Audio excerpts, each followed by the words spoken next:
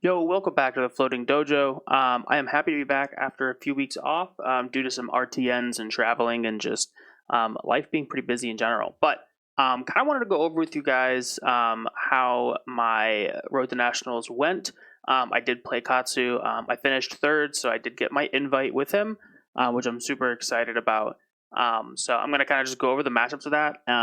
And I can go over the deck that I played back then. But in all reality, with Compendium coming out in the next week, I think it's more interesting to go over some of the new cards that I'm really excited about and how I've been kind of looking at playing the deck going forward with Compendium. So it was a 24-person RTN. We had 20 unique heroes, which was super cool. And me being the only Katsu there. But we ended up in third. We went 4-1 in Swiss, playing into a Marlin that we won, a Syndra, a Phi, a Slippy, and then a Jarl, which was our loss. It was a very aggressive Jarl. I had a slight misplay into Stalagmite, and they just drew really good hands and really good disruption. All three CLFs in the first 5 or 6 turns. So we just weren't really able to get the gas going on that one. But it was still a super good game. Still put us first after Swiss going into top 8. Our first Swiss round was against a Mario, which was usually a pretty tough match. I was fortunate enough to draw a pretty nuts second turn, I believe it was. We were able to go for a double bonds into a dishonor. And we did get the dishonor off at the end of the chain. And then from there, we kind of just walked the game down with Kadachi's and won that one out. And then top 4 matchup was into Prism. I chose not to tech for Prism at all at this RTN. I didn't anticipate there being any because the one person I thought was going to be there, I didn't think was going to be there, was there. So that matchup was pretty rough. I didn't have any tech. I had no poppers. I had no sideboard equipment. I didn't even have Mask of Momentum or Shuko in the sideboard. So I did not win that matchup. But that was okay. We got our invite. That was really all that mattered. So I was super stoked to get to play Nationals this year. So if you're going to Minneapolis, I'll see you there. Come say hi. So I kind of want to go over some deck card updates that are coming out in Compendium that I'm super excited about in Katsu, and talk about how they kind of interact with the deck and kind of just go from there. There's, again, without there being a ton of testing really out yet, it's hard to know where we're going to be in the meta, especially and going into ProQuest season, which is going to be the next big showcase, really, of Classic Constructed. But let's kind of just dive into it. The first thing is I'm still personally sticking on Kadachi's. I think it's better than Edge. I think with the Guardians and other just blocking warriors and stuff decks that are getting some more support, I really think Kadachi's are the way to go. I also just love how they synergize off of Tempest Palm Gust Wave. Being able to go Kadachi, Tempest Palm is just so good. It just makes the deck operate so much more smoothly instead of having to draw another go again card before if you don't have like the Seek with the Edge. Because you can't go Edge of Autumn into Tempest Palm, but you can go Kadachi for the same thing. Which is why I love Kadachi so much more. And I just think they're the best option at the moment. Obviously, if you're playing the Edge package with the Vengeance cards, like, be my guess, it's a whole different vibe. But me personally, my RTN in the local area as well was very Guardian heavy, very defensively focused. And so I prefer to go to Kadachi's, which worked out pretty well. So aside from that, our equipment suite is all the same, except for this fancy new card here called Wind Cutter. This card, to me, is another reason that I think playing Kadachi's is good, because it allows you to hit twice off Kadachi's, swing any attack, pop the extra resource floating with the Wind Cutter, put a Shuriken in the board, pass. In the longer games, the grindier games, this card I think is going to really put in work for us to set up with our Shurikens. And the cool thing about it is it just says search for a Shuriken item, which is what Silverwind Shuriken is. But that does tell me there will probably be other Shurikens that are eventually put into the game. Whether that means there's going to be, a legendary Shuriken that gives +2, or maybe Shurikens that give cards go again. There's a lot of open space for design around the concept of a shuriken item. And with this only being a majestic, we may see a hero with a legendary equipment that works better, that, starts with a shuriken item. There's all kinds of different options, but I think this is a really cool route to be taking the ninja class specifically. And it gives us support to some older cards. It's from Outsiders, which is cool.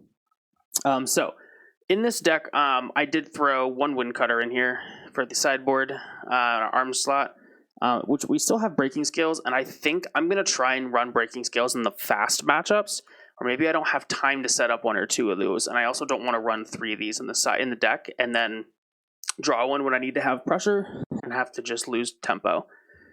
So the wind cutter and the three shurikens are kind of more of like a fatigue into the slow matchups tech to see how that works. I don't have a ton of games into it yet. I'm going to be doing that over the next few weeks, getting ready for ProQuest once my compendium comes in, which should be in the next 2 weeks. And then we're going to keep breaking skills in for just the aggro matchups, the fast matchups. And instead of running the shurikens, we're just going to run spinning wheel kick and kind of just keep running the deck how it's been running. Everything else in the sideboard is pretty much the same. We're still running Flick Flax. Still running Seckless, Roundhouse, and Tenacity again for those like warrior matchups, the guardian matchups, and warmongers as well for all of your pirate heroes, Vincettes, things like that, rangers. So now we can kind of dive into the really cool stuff here in the deck, starting with this card here called Become the Bottle.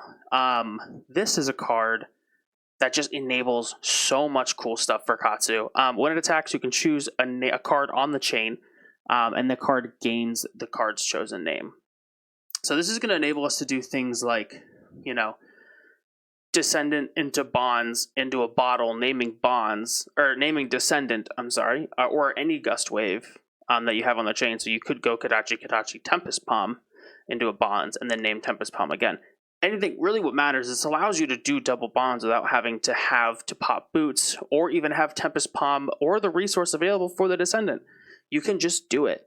It also allows you to do things like go bonds into Become the Bottle into, your Dishonor, naming Bonds of Ancestry again. So you can extend the lines out a little bit, which is really cool. It really just feels like a perfect good little glue card to fill in the lines and just make the deck feel more versatile and interactive, which I really, really enjoy. I'm running 3 reds. I'm also running a single yellow. This could get bumped up to 2 down the road. But the 1 yellow is a base 2, which means it is maskable, because we are on Mask of the Pouncing Lynx. So with it being a maskable card, I like the idea of being able to pull it out in niche situations to just have that really big power turn when necessary. So yeah, Become the Bottle, super good card. I think this card is going to become a staple, really. I switched out, I believe, Be Like Water for this card because it's just 3 go again. If it hits, even if you don't name anything, because it's after your Kadachis, it's still a go again card that you can Katsu off of if it hits, which allows you to do some really cool stuff. I mean, if you just don't have a great card you want to arsenal or hold, or you don't have a card you want to put in your arsenal and this hits, you can just pull out a 0 for 4 and then use your floater from the blue that you played in the Kadachis to use Wind Cutter's ability. So there's like a ton of really cool ways that you can use this card, and I just think it's really versatile, and I really like it. So I'm running 4. I'm going to see how it works. The rest of this top line here is exactly the same. Still have our Ancestrals, our Bonds. I'm running 6 Gust Waves, Descendant Gust Waves here. I've really liked having 3 yellows. It unclunks the hands a lot and just gives you more targets. It also enables Bonds, which is cool. A little bit easier. On the 3 Flusters, the 3 of the second wins, 300 wins, 6 Surgings like usual. Here's the next card that's a little interesting. Is this T-Green Reflex card. So initially I was on the fence, borderline, didn't love the card. It's a Crouching Tiger card at the end of the day, but the attack reaction built in where you can discard to give a ninja attack +1 and create a Crouching Tiger in your hand is somewhat interesting. This card does specify ninja attack, so you can do it on Kadachis, which is really I mean, it's something you can do. But the more I think how much I think the card could fit into the deck is really with the attack ratio, the creating the Crouching Tiger in your hand. If you can guarantee the card will hit with the +1 here, or at least gamble it, that Crouching Tiger's cost 0, so you can just Katsu it away to your graveyard. It disappears because it's ephemeral, and then you tutor out the card you need, which, I mean, it's just Ancestral Empowerment +1 draw card, except you know the card's going to be a 0 cost that you can discard, which is cool. And, I mean, worst case, they block the attack out with a D-React. Okay, you throw the Tiger and then pass, or, you know, do whatever else you're going to do. But I think it just opens up options, and it's definitely worth testing. I have 2 of them in the deck at the moment. I'm trying it out. I think, you know, you can also name things Retrace. You name things Crouching Tiger if you really wanted to. And then you could give it a 4 go again. You have to go weird line. Again, it's just versatile. It has things. I'm trying 2 right now because I don't think I really want 3. But yeah, I think it's a card worth trying out, worth testing in the deck. And I think it could be a good 2 of. Still running our 6 Foamings. I am on Mugenshi Release and Lord of Wind at the moment. I just like the cards. We won't mention that I have foils, and so I have to run the foils in the deck because, you know, no. But I mean, it's a great card. I think it still is worth playing in the deck at the moment, especially being on Kodachis. If you're on the Edge package and you want to run the Vengeance cards and stuff, that's totally fair. But I'm not running Blue Seek Vengeance, which means I need some more blue slots. And I could just run like 3 blue Flusterfists or something, but this is more of an intuitive card that just does something in the deck. And it's flavorful. I like it. We're running a single Salt the Wound still. Our 3 Tempests, our 3 Ancestrals, our Dishonors, our Retraces, all that is still the same. With us adding these Become the Bottles, though, I have, and the Shuriken specifically in the longer games, I have been considering pumping the 3 Ancestral Harmonies down to 2 Ancestral Harmonies to just make the deck, you know, our misses are going up as we're adding these tech slots in and these other card slots in. So maybe we don't need 3. But, you know, at the end of the day, they do block 3. They do pitch to Kodachi, so like they're not bad. But that is something to be thinking about, I think, as we go forward. But yeah, that's kind of where the deck has been sitting at. I haven't gotten much time to test it yet, which I will be doing here soon. And as soon as I get some more results back from that, I'm going to be excited to share them. With Compendium coming out as well, we're going to be diving into a lot more Silver Age gameplay. A lot more Silver Age deck techs, getting ready for the ProQuest Silver Age season at the end of this month. So I'm super stoked for that. If you have any heroes you want me to play or show content for, definitely let me know. Drop a comment. Let me know what you're playing, what you want me to play. Yeah, super stoked. I think we're gonna grab 1 game of gameplay here for you. I'm gonna play that directly after this, and then yeah, we'll start getting ready for some Silver Age, some ProQuest seasoning. And just, I hope everyone enjoys Compendium. We might be doing some card opening videos too. Might do like a box break or something on there. And drop it on the page just so you guys can watch some cards get opened, because I love cards getting opened, so maybe some of you do too. Thanks so much for supporting the Floating Dojo. We are almost to 200 subscribers in a few months, which is just crazy. So I really appreciate the support. And yeah, let's jump into some gameplay here and test out these new cards. Peace. We are playing some Classic Constructed here, running into a Mario. We're going to be going first, I believe, here. I think they won the draw. This is the updated deck link that we have, or deck list, I guess, running the Doobie, like Become the Bottle and T-Green and things like that. So let's see. This is such a good hand of going second. But I think what we're going to do here is we're just going to go pitch the Retrace away. And I think we're going to swing just the Dishonor here to get a card in the graveyard that we can trigger out later, because this is a great card to hit Arachne with. Arachne getting Dishonored is really gross. We'll arsenal that Surging Strike.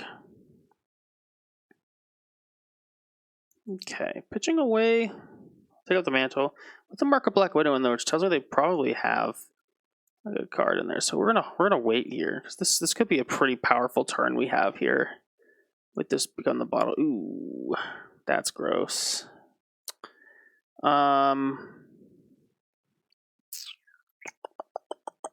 So here's the question, right? What can we do? Really want to hold on to this surging in here.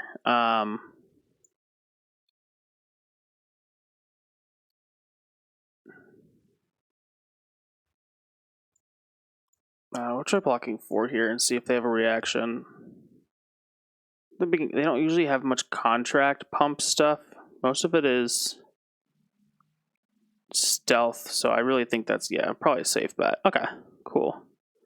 So I'm going to rip the cross strap here because this is a really good hand. We have the attack react with the reflex. We have the bus wave. We have the retrace. We can do the thing.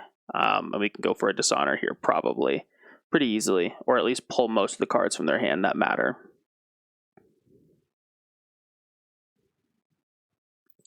So we'll see what they're going to go for first. A lot of the time what they'll do is they'll just let the first one hit and then we'll see what line we're going for and then they block accordingly, which is smart, especially when you know you can't. I wonder if they're going to go trapdoor. They are. Okay. Smart.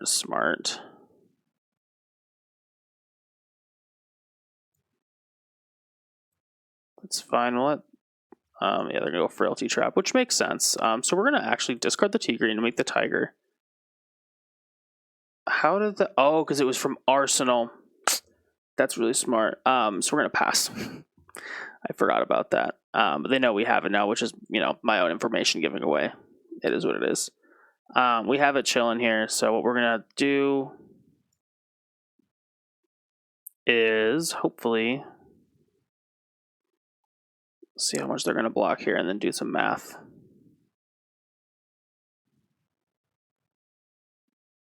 Because we have the retrace, so it doesn't matter if this hits. We can play another link, but we're having to blow the reflex, which is good.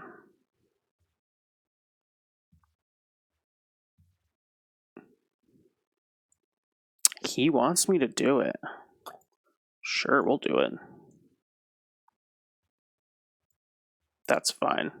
What we can do is we still have the retrace, which is still going to come in for 4. We're going to go descendant here, because if this hits, then we can pop up this for bonds. Bonds of dishonor, and the live chain is live, which is great for us. But he's going to overblock that, which makes sense.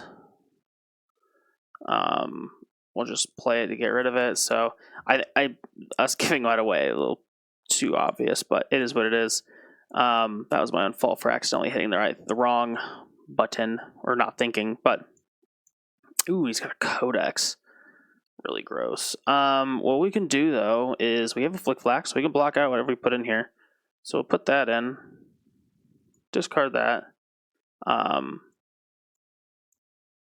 And then we can special empowerment or flick flack that out of the way. Clear that out.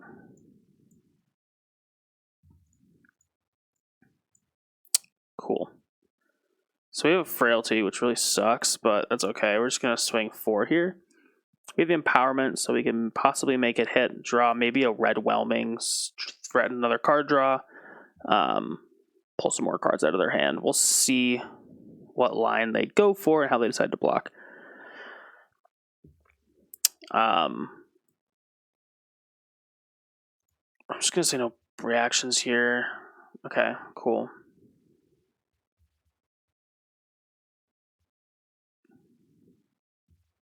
Okay, just kidding. So maybe they meant to block and then we're going to do a D-react. I'm not really sure.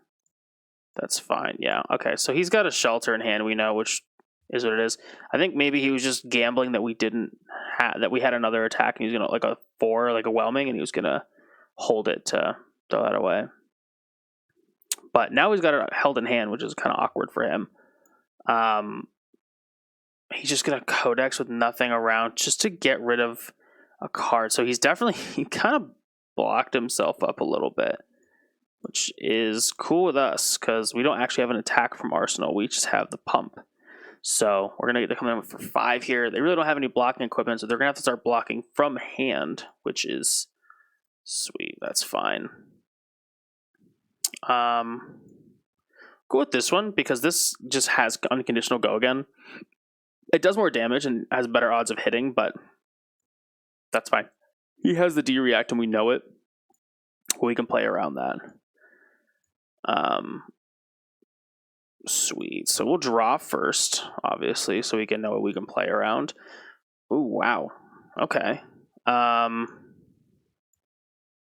we don't need both, but we'll be able to do bonds here. No, we probably should mask, but we're going to hold off for a minute just so that we can get a little more damage put through. We're going to go bonds.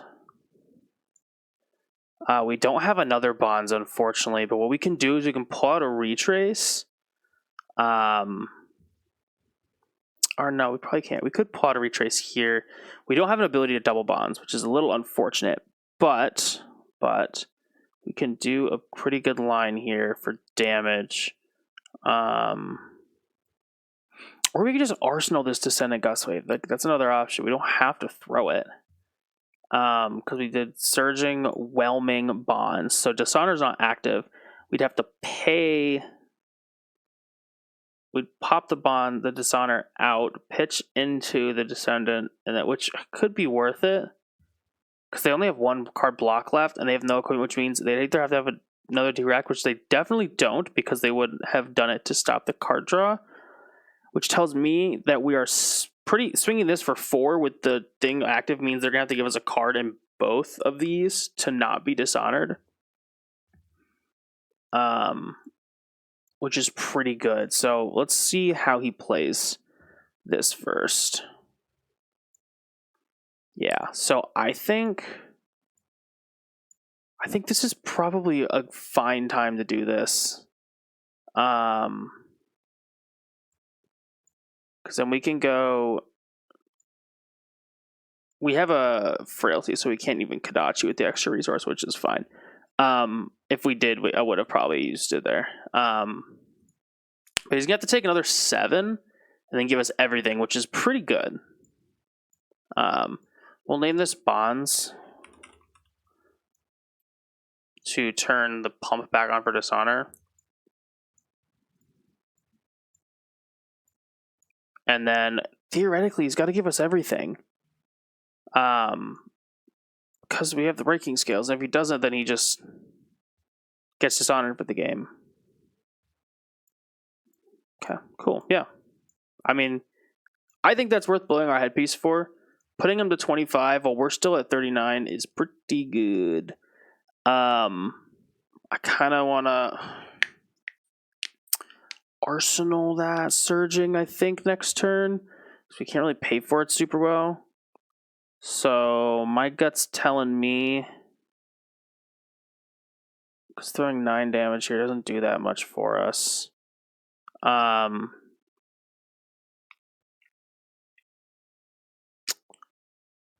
Yeah, this is unfortunately not a great hand for us, but you know, is what it is. They can't all be great, right? Can't all be great. But I still think this is a pretty. It's gonna take cards, which is good.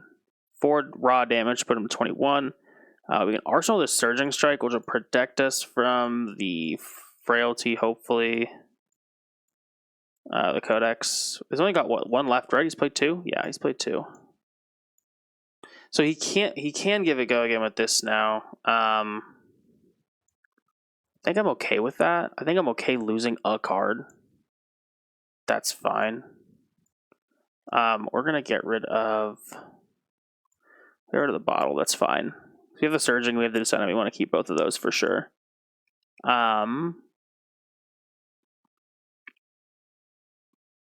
So let's, yeah. Depending on what his next attack is, will kind of dictate how we block out here. Mario could still do a good amount of damage just from like hitting you. We can't pull Salt to Wound out anymore from the deck, so I'm just gonna block with it. Cool, that's fine. Go 1, 4, and then 5. Or 4 and then 4, so it's another 9. Yeah, that's fine. I think that's okay. That's a good enough damage. I mean, we're going to have a pretty big life lead here that, we just hopefully don't get disrupted too hard.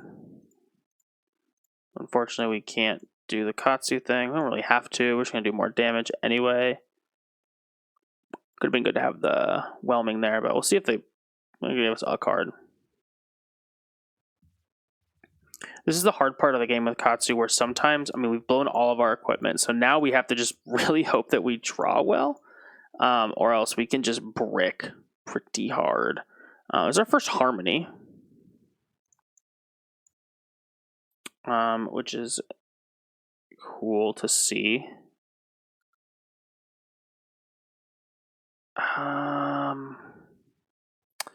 Do I want to force him to flick here? No, that's okay. I'll take odd damage. That's fine. He doesn't have the go again from on hits now with you have the saber though, which is pretty good timing. Ooh, and the spinneret. Take Kiss of Death. I'm really curious to know what he has arsenaled, because he has not played anything there for like a while, if I remember correctly. He could have a T-Tox here, which, like, if he does, that's... It is what it is. I kind of want to just give him my whole hand here. But the other option is we take 10 and go to 24. We don't lose cards or anything. No, that's fine, whatever. I mean, he probably has a reaction of sorts. Anyway, you're going to draw a card. That's fine. That's his only time he can get go again this turn. That's fine.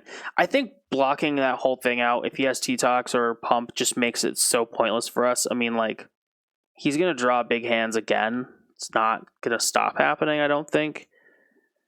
So I think it's better to try and just kill him faster. And this turn doesn't do a ton, but, like, I'm going to do some stuff. We just won't yeah, that's fine. We don't have an arsenal. We don't care.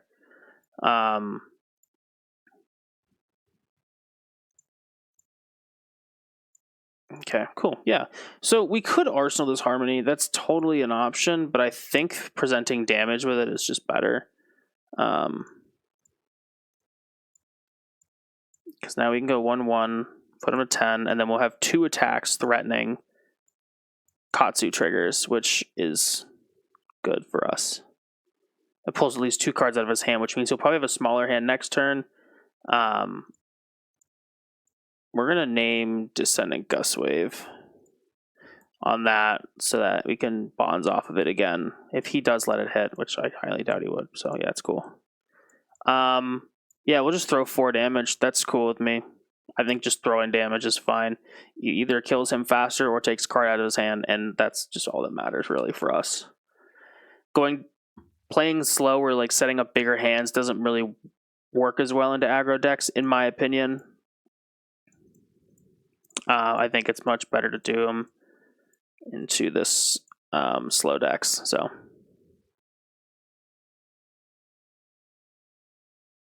interesting. He's pitching away. I wonder if he's looking for a pump or something or a reaction maybe for an attack.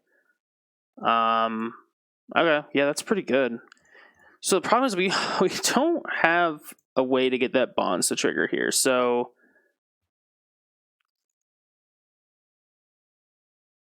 I feel like just blocking with the bonds is fine. Hopefully he doesn't have a pump. I mean, he had Prognosis here, so it's an odd that he wouldn't play the Prognosis and then he would pitch it to draw. But we'll see. See what he does here. We just can't. I don't really want to take... He's going to flick anyway. Okay. Just to mark me. Okay. Makes sense. Just free damage, right? Makes sense. And just losing a card there for no reason because he's going to flick regardless is just bad, so...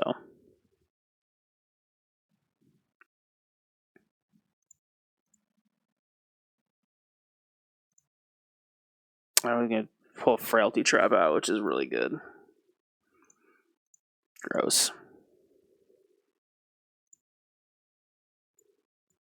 That's fine. We'll just switch to attacking then. Alright, so they got 2-card hand now. Great. And what we need to do is we really are going to just have to try and strip cards from them. Wait for a turn they don't have disruption available. And then I think we kill them from there. Okay, so he sees what we have. That's fine. I'm going to guess, okay, Kiss of Death is completely fine here. We'll take the 1 because that's not disruption, which is awesome. We're going to be able to some damage off here for sure. Leaving that Mugenshi up, resource up to go into this at the end, I think is probably the best play. So we have to go 3 into 4. We can't Katsu, which is fine. We don't need to Katsu. We just need to do enough damage here to threaten death. Or we hold that and we do hope for a better line, because we could just go 1 into 4, or we can go 3 into 4. Or I'm sorry, we can go 1 into... Yeah, no, 1 into 4. There's no way to pay for it. There's no better line, really. I mean, like, pulling a Fluster, or we don't have a 3rd Fluster, just kidding, it was banished. It'd have to be, like, another Gust of the Second Wind, which is probably better here. Or do we just pull 100 Winds out and go 3 into 4? I think that's better. Go 3 into 4. That's just more damage. It's threatening 7 instead of 5. So I think we just have to go with that line for just raw damage output, because we're just trying to kill him right now. He's got Direct, that's fine.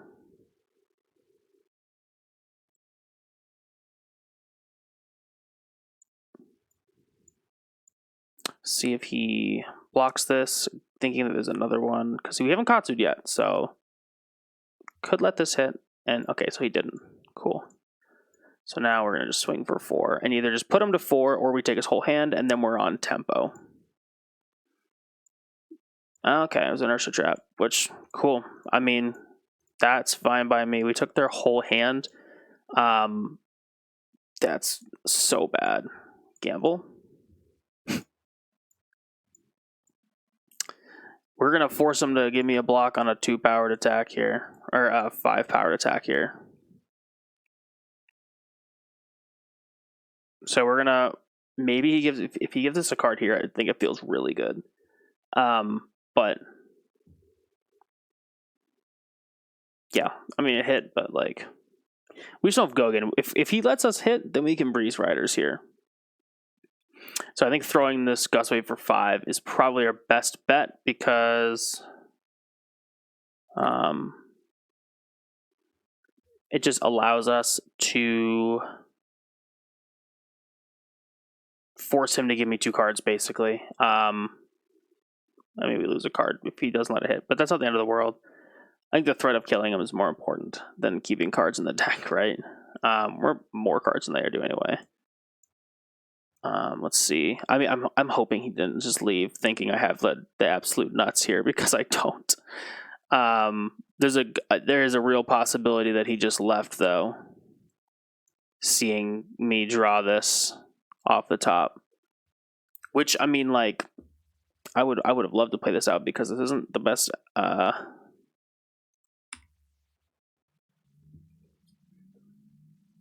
Well, regardless, if he did leave, pretty happy with the game. I think we played this really well. I think this hand here, we put him to 5. We swing a 5 attack, so he's got to give us 2 cards. We're not marked, so he's gonna have to. I mean, we block 2 cards, and then we just. I think we probably get him from here eventually. With it being able to, we would just Arsenal this Whelming. We still have 3 more Surging Strikes in the deck, so like we'll draw one pretty soon and be able to go 1-4, 1-5-2, and then whatever else after that. So I mean, like, odds are pretty good. I think that we have this game in the bag. We didn't get anything crazy. We got to do the T-Green one time, played a little Become the Bottle, but in some of these aggro matches, sometimes the line just, you don't get to don't get to do anything crazy. These don't have combo either, so you can't Katsu them out of the deck. You can just play them in general. But yeah, unfortunately, I think our opponent left, and we're gonna have to call it there. But really fun game. I enjoy the interaction quite a bit with these new cards. And the deck operates so smooth still. I think it's such a good deck. So thank you all for watching. Appreciate you stopping by. We're gonna be back so soon with some more Silver Age gameplay and some more stuff with Compendium. So excited for Compendium to come out. Let me know what hero you're planning on playing in the upcoming year. What your nationals plans, where you guys are going with your decks. I love hearing everything about it. So thank you so much for watching the Floating Dojo, and I will catch you next time.